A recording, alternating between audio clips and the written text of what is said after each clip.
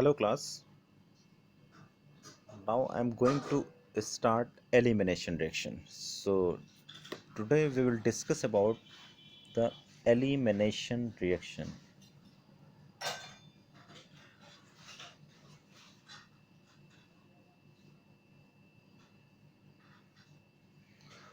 Elimination reaction. So elimination reaction, in another term we can say, this is called dehydrohallucination. D means called remove. Hydro is just a stand for hydrogen,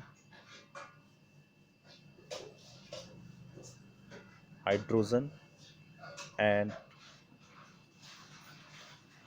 hallucination means just hallucin.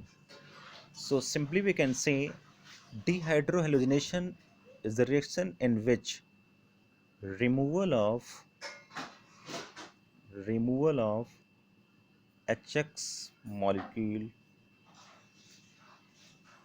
takes place, is known as dehydrohallucination. So what do you mean by elimination?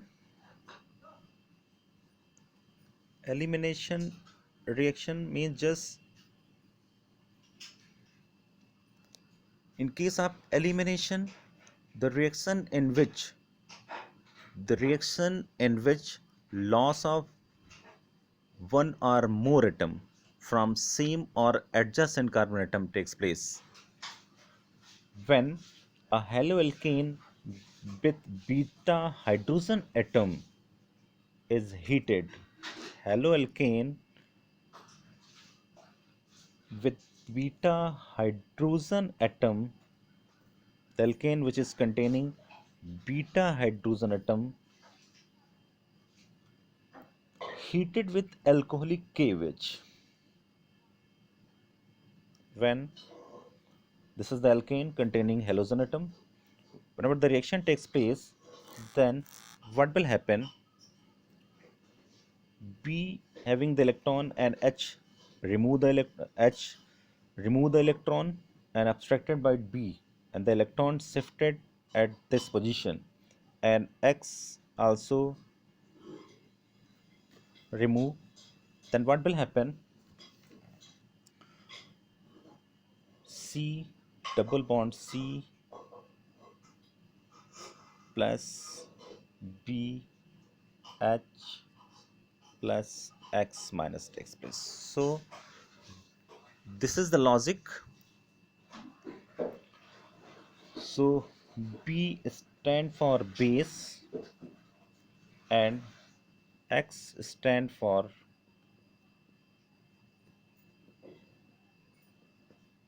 leaving group.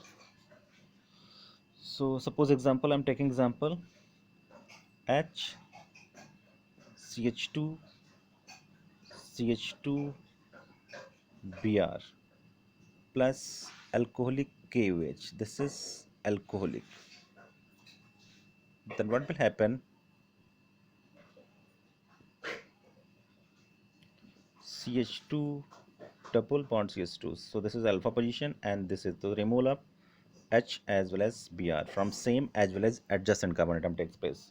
Then CH2 double BH2 plus KBr plus H2O. So when a haloalkane with beta hydrogen atom is heated with alcoholic KOH solution, then alkene is formed. In this reaction, hydrogen is eliminated from beta carbon.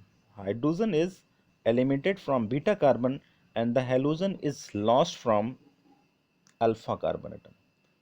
As a result, an alkene is formed.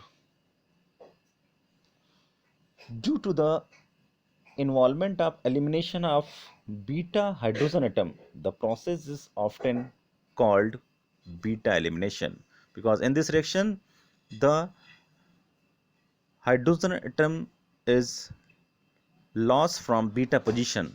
That's why this is called beta elimination. If there is possibility for the formation of more than one alkene,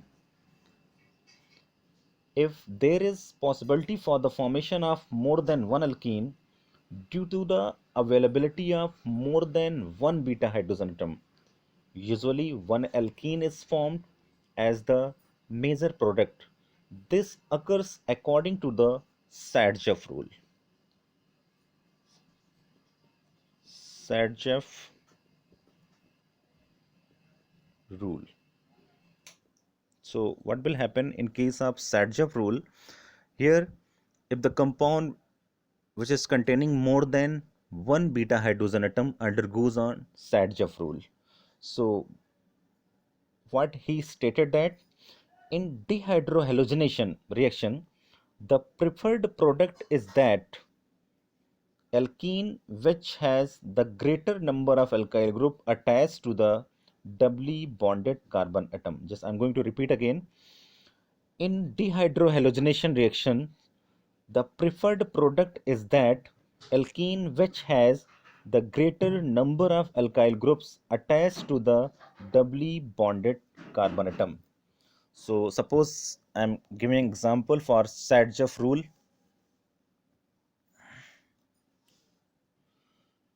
CH3, CH2, CH, double bond CH, CH3. Then OH minus alcoholic. CH3, CH2, CH2, CH, Br, CH2H. In this case, OH minus, what will happen? CH3, CH2, CH2, CH, double bond CH2. So this is 19% and this is 81%. This is major and this is minor. So in dehydrohalogenation reaction, for the preferred product is that alkene which has the greater number of alkyl groups attached to the doubly bonded carbon atoms. So this is the Sadjev rule. By Sadjev rule, there is the possibility of the formation of two types of product. The first one is major product 81% and the second one is minor product approx 19%. So now I am going to explain elimination versus substitution. Elimination versus substitution.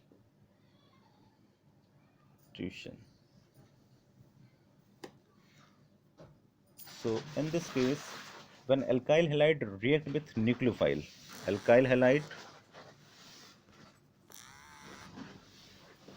react with nucleophile, it may undergo either substitution with SN1 reaction or SN2 elimination. So it depends upon the following factors: the nature of alkyl halide, the nature of alkyl halide. Second, the strength and size of the nucleophile or base. The third one is the condition of the reaction. So all these three factors, the nature of alkyl halide, the strength and size of the nucleophile or base, the condition of the reaction. So thus a bulkier nucleophile will carry out the elimination more easily. So I'm going to discuss the first point. What about the first point? Thus, a bulkier nucleophile will carry out the elimination more easily than substitution, as it prefers to act as a base and abstract a proton rather than approaching a tetravalent carbon atom due to steric reason, and vice versa. What about second one? Similarly, primary alkyl halide will prefer SN2 reaction. This prefer SN2 reaction, that is nucleophilic substitution reaction via SN2 mechanism. Now I'm going to explain the third one. Secondary alkyl halide can undergo substitution or elimination depending upon the strength of the nucleophile.